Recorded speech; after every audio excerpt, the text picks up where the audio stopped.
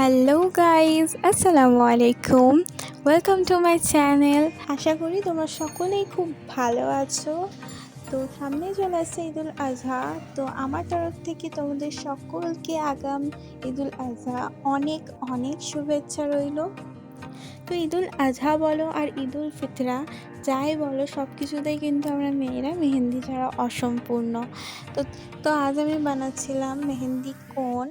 তো ভাবলাম তোমাদের সঙ্গে একটু শেয়ার করি, এবং এই মেহেন্দি কোনটা কিন্তু আমি ঈদের জন্যই বানাচ্ছি। তো তোমরা দেখতেই পাচ্ছ আমি কিন্তু অনেকগুলো মেহেন্দি কোন বানিয়েছি।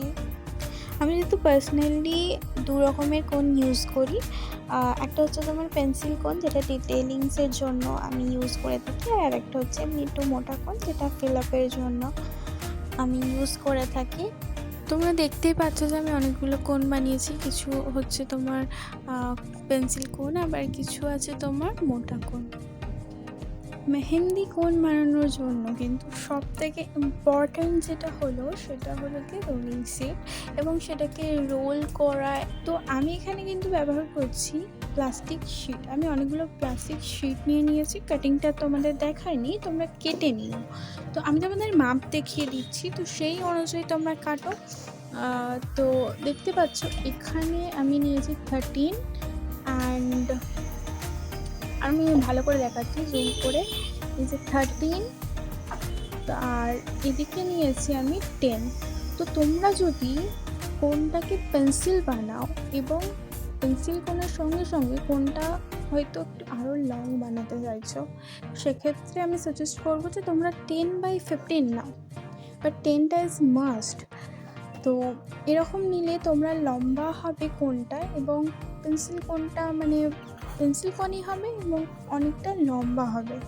তো এছাড়াও তোমার হচ্ছে গিয়ে যে মানে মোটা যে কোনগুলোর জন্য আমি যেগুলো বানিয়েছি, তো সেগুলোও কিন্তু আমি ওই একই মাপ নিয়েছি। পেন্সিল কোনের জন্য একই মাপ নিয়েছি, কিন্তু এক একটা আমি একটু লং করেছি, যার জন্য সেইগুলোর মাপ কিন্তু আমি 10/15 রেখেছি।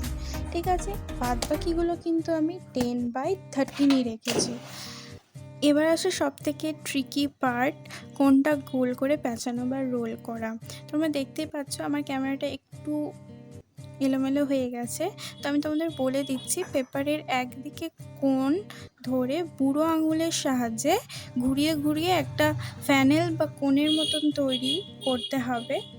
কোণটা পারফেক্ট শেপে আনার জন্য কিন্তু তোমরা দেখতে পাচ্ছ অনেকটাই এসছে। আমরা পারফেক্ট শেপে আনার জন্য কিন্তু আমরা হিজাব পিন ইউজ করছি। হিজাব পিনটা দেখতে পাচ্ছ আমি যেভাবে ঠিক ঢুকিয়ে দিচ্ছি, তোমরা ঢোকাবে।